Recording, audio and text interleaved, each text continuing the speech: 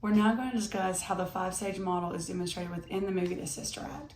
So an example of the forming stage is when Dolores, who's also known as Sister Mary Clarence, is introduced to Mother Superior, and then she is then introduced to the rest of the Nun Covenant.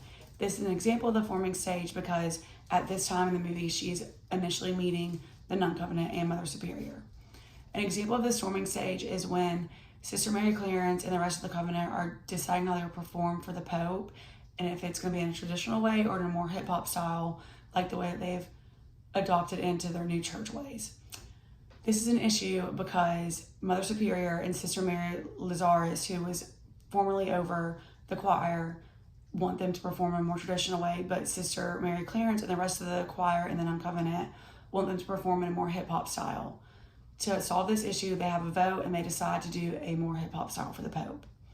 In the norming stage, Sister Mary Clarence, Sister Mary Robert, Sister Mary Patrick, and Sister Mary Lazarus sneak past curfew and they eat ice cream together. And during this time, all the sisters thank Sister Mary Clarence for what she's done for the Nun Covenant. This is the norming stage because in this time in the movie, you're able to see the close relationships that have been formed. An example of the performing stage is when the Covenant rushes to Reno, Nevada to help rescue Sister Mary Clarence after Vance and the thugs find where she is and kidnap her. Another example of the performing stage is when the choir ends up performing for the Pope, and this is a very successful performance because the Pope ends up giving a standing ovation as well as the rest of the crowd. So viewers are able to tell that the Pope enjoys this performance.